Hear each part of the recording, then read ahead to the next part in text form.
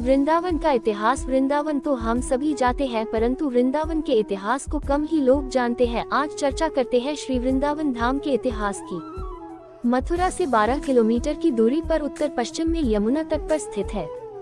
ये कृष्ण की लीला स्थली है।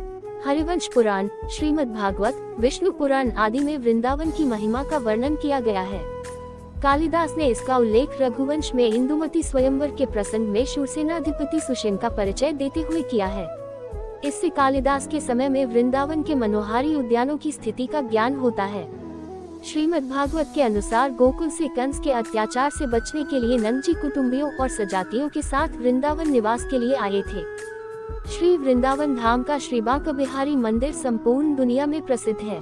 बांके का मतलब होता है टेढ़ा और बिहारी का मतलब बिहार करने वाला। बांके बिहारी जी की सेवा एक बालक की तरह की जाती है। बांके बिहारी जी की सेवा पद्धति की एक अलग ही निराली शैली है। यहाँ प्रत्येक उत्सव बड़े धूमधाम और उल्लास के साथ मनाया जाता है। बांके बिहारी जी का श्रृंगार पर्वों के अनुसार ही किया जाता है। उत्सवों के अवसर पर फूलों आदि से मंदिर सजाया जाता है। यहाँ केवल राधा नाम की ही रट लगी रहती है, राधे राधे। मंदिर में प्रवेश करते ही अंतःकरण में एक दिव्य अनुभव होता है। बिहारी जी के नेत्र सभी को अपनी ओर आकर्षित करते हैं। एक बार जो श्री बांके बिहारी के दर्शन करता है वो उन्हीं का होकर रह जाता है। वृंदावन दिल्ली आगरा राष्ट्रीय राजमार्ग सम 02 पर स्थित है। बहुत सारी बसें दिल्ली, आगरा और मथुरा आदि के बीच चलती रहती हैं। बांके बिहारी मंदिर राष्ट्रीय राजमार्ग पर स्थित छठीकरा गांव से 7 किलोमीटर दूर है। कई सारे टेम्प मंदिर के लिए हर समय उपलब्ध रहते हैं। मथुरा से वृंदावन की दूरी 12 किलोमीटर है। मथुरा से वृंदावन बस, टेम्प आदि से आराम से आया जा सकता है। श्री बांके बिहारी जी महाराज के दर्शन तो भक्तों ने जरूर किए होंगे। जब आप मंदिर के विशाल चौक में प्रवेश करते हैं तो ऊंचे जगमोहन के पीछे निर्मित गर्भगृह में भव्य सिंहासन पर विराजमान श्री बिहारी जी के आपको दर्शन होते हैं। विभिन्न उत्सवों के अवसर पर और ग्रीष्म ऋतु में कामदा एकादशी से श्रावण की हरियाली अमावस्या तक बांके बिहारी जी के फूल बंगले बनते हैं। श्री बिहारी जी महाराज जगमोहन में अपने उत्कृष्ट साज श्रृंगार के साथ जगमोहन पर विराजते हुए अपने भक्तों को दर्शन देते हैं तथा सभी उनकी मनोकामनाओं को पूरी करते हैं। श्री बांके बिहारी जी महाराज के दर्शन तो भक्तों ने जरूर किए होंगे। जब आप मंदिर के विशाल चौक में प्रवेश करते हैं तो ऊंचे जगमोहन के पीछे निर्मित गर्भगृह में भव्य सिंहासन पर विराजमान श्री बिहारी जी के आपको दर्शन होते हैं।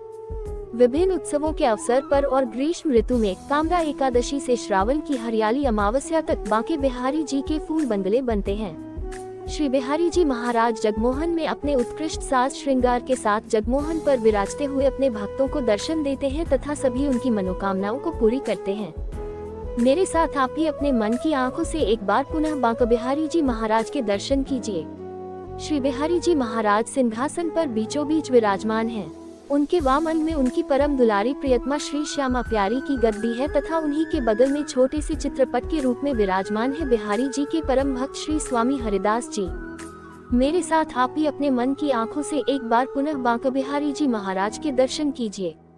श्री बिहारी जी महाराज सिंहासन पर बीचों बीच विराजमान है।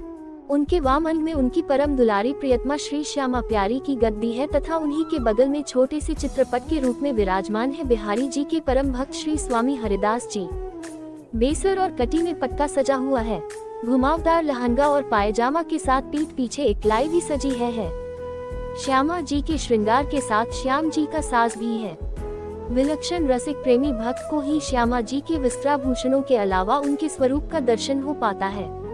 बांके बिहारी जी के कृपा से करोड़ में एक भक्त को श्यामा जी की स्वरूप का दर्शन श्री बांके बिहारी जी के स्वरूप से झांकता हुआ दिखाई देता है। इसलिए कहा गया है, अगर आपको मेरी यह कहानी अच्छी लगी हो तो प्लीज मेरे चैनल को सब्सक्राइब कर देना, लाइक कर देना, शेयर कर देना और बेल आइकन को प्रेस कर देना। धन्यवाद।